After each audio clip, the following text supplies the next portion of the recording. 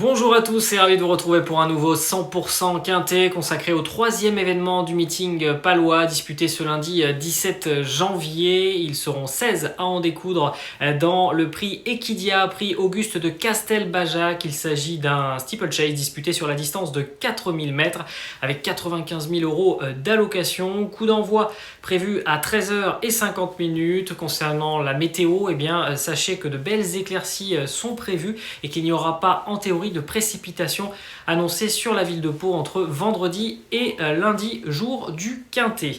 Concernant l'état du terrain annoncé, c'est un terrain annoncé collant avec un pénétromètre à 4,5. Voilà pour les détails techniques. On enchaîne avec le tableau des partants. Hélas, Zipline qui dépend du redoutable tandem Nathalie de Souter, Didier Guillemin. Le numéro 2, Milanesca, une belle carte à jouer à ce niveau si elle ne commet pas d'impair. Le numéro 3, Argentier, le vétéran de la course du haut de ses 12 ans, mais c'est aussi un spécialiste du pont long et il avait inscrit son nom au palmarès de ce quintet en 2018. Le numéro 4, gage de réussite, il vient de renouer avec la victoire sur le steeple palois.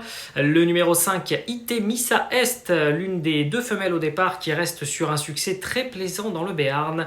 Le numéro 6, Genesis As, quatrième pour ses débuts dans les gros handicaps et qui arrive sur cette épreuve avec de la fraîcheur. Le numéro 7, Armix, a fait l'arrivée lors de ses 8 dernières courses et a effectué une rentrée probante le 28 décembre après un break de 14 mois. Le numéro 8, Avel de Kerbar, modèle de régularité très efficace en haie à Pau.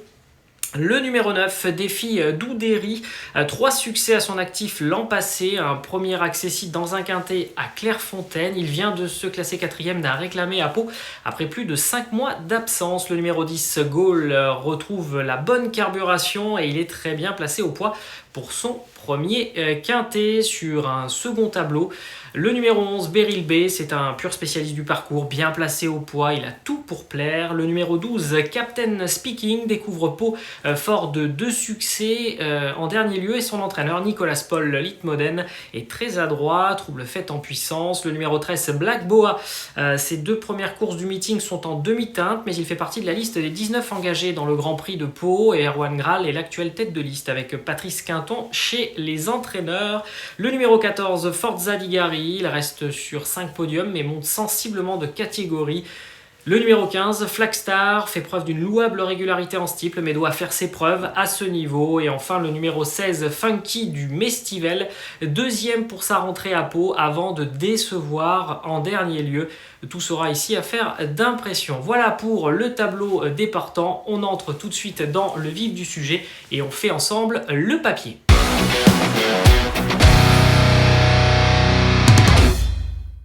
Alors quelle sera notre sélection pour cette épreuve? Une épreuve qui est finalement assez ouverte. Néanmoins, le numéro 11, Beryl B, que l'on va revoir en action dans une course référence. C'était le prix Louis Lacaze, épreuve remportée par Itemissa Est, où Beryl B se classait deuxième à 4 longueurs et demie. Beryl B fait partie de ces chevaux fiables. 3 fois l'arrivée sur 5 sur le parcours, on pourrait même dire 4 fois sur 5 car il a été distancé en début de meeting car son jockey s'est trompé de parcours mais il avait remporté l'épreuve. Beryl B, c'est donc une valeur sûre, je le disais, avec également 2 quintets à Pau, 2 accessites. Autant dire qu'on peut lui faire confiance et le retenir très haut dans une sélection. On va également s'intéresser au cas du numéro 8, Avel de Kerbar. C'est l'entraînement d'Anne-Sophie Paco que l'on a vu briller au cours du meeting avec Hat-Trick Sivola à 2 reprises. C'est un cheval, Avel de Kerbar, très régulier à Pau, 3e d'un quintet au Pont Long en haie en décembre 2020, une course dans laquelle il devançait d'ailleurs Zipline. Il débute sur le steeple palois, c'est peut-être son seul défaut, mais il a de solides références en steeplechase avec 5 tentatives et autant de fois à l'arrivée, autant dire qu'on peut lui faire confiance et on va donc le retenir haut dans notre sélection. Le numéro 5, Itemissa Est, qui vient donc de s'imposer dans la course de référence que vous venez de visionner. Itemissa Est qui a certes créé une surprise ce jour-là, s'imposer à 35 contre 1. Elle est pénalisée au poids avec 3 kilos supplémentaires. Le lot est plus relevé, il est vrai, mais sa place est selon nous une nouvelle fois à l'arrivée.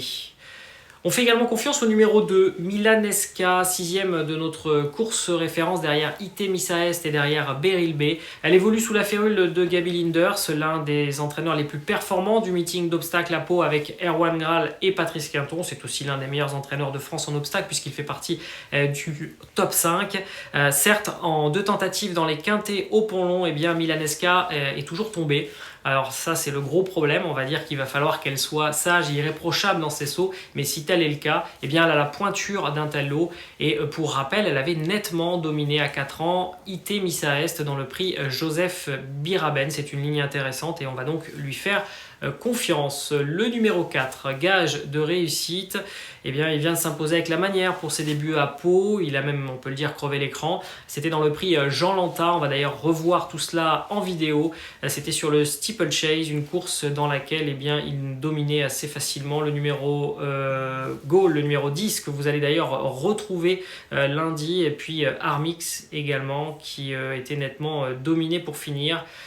Gage de réussite, c'est un gage de confiance là aussi, car eh bien, son entraîneur Dominique Bressou délègue toujours avec parcimonie ses protégés au Pont-Long, raison pour laquelle eh bien, nous allons nous méfier.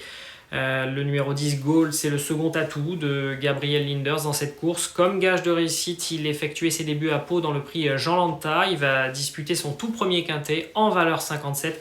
Le pari est tentant. L'As Ziply qui sera le top weight de l'épreuve avec 72 kg. Il sera muni d'œillères d'ailleurs pour la première fois. Il dépend du redoutable tandem, j'en parlais tout à l'heure.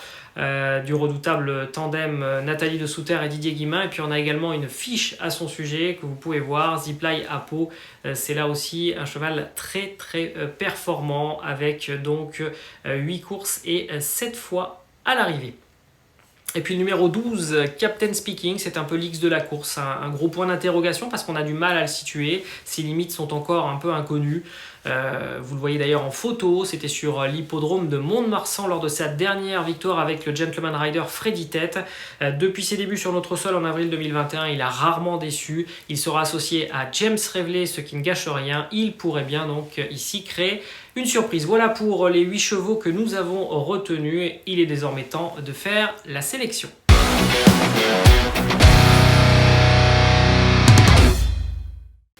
Allez, c'est l'heure du choix, mais avant, bien entendu, de vous communiquer notre sélection, nous vous rappelons que vous pouvez désormais consulter les partants et les détails des performances sur le site pariturf.com.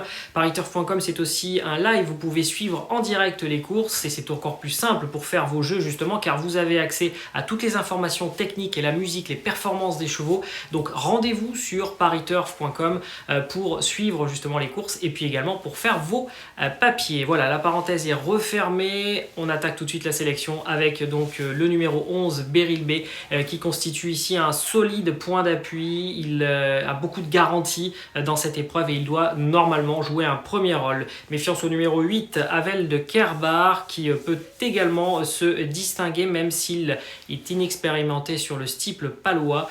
Le numéro 5, IT Missa Est, elle vient de s'imposer dans la course référence et on la croit capable malgré tout de faire à nouveau l'arrivée dans cette épreuve. Son entraîneur Jean-Pierre Desraux n'a pas beaucoup de partants mais il est toujours très efficace et il évolue en plus à domicile. Attention au numéro 2, Milaneska, qui peut tout à fait jouer un rôle important dans cette épreuve. C'est l'atout Gabriel Linders et Clément Lefebvre. Et puis le numéro 4, gage de réussite. Ses débuts à Pau étaient vraiment très bons et on a donc décidé de continuer à lui faire confiance et de la retenir dans les 5 chevaux que nous vous communiquons. Des regrets bien entendu, avec notamment le numéro 10, Gaulle, avec le Las Ziply ou encore le numéro 12, dont on a parlé tout à l'heure, Captain Speaking. Voilà pour la sélection. On termine avec un conseil de jeu. Ce sera dans la 8e épreuve du programme à Pau, le numéro 6, le 806 Is sur T, qui sera associé à nouveau à Clément Méry, qui tourne autour du pot et qui reste sur une ribambelle de premiers accessites et qui doit théoriquement eh bien, jouer à nouveau un tout premier rôle. Je dirais que normalement Is sur T doit pouvoir s'imposer dans ce prix de la Sclaverie. Voilà pour le conseil de jeu. Je vous donne rendez-vous bien entendu pour de nouveau 100% quinté. D'ici là, restez fidèles bien entendu vue à pariturf.com. Et puis rendez-vous pour un nouveau 100% quintet. À très vite.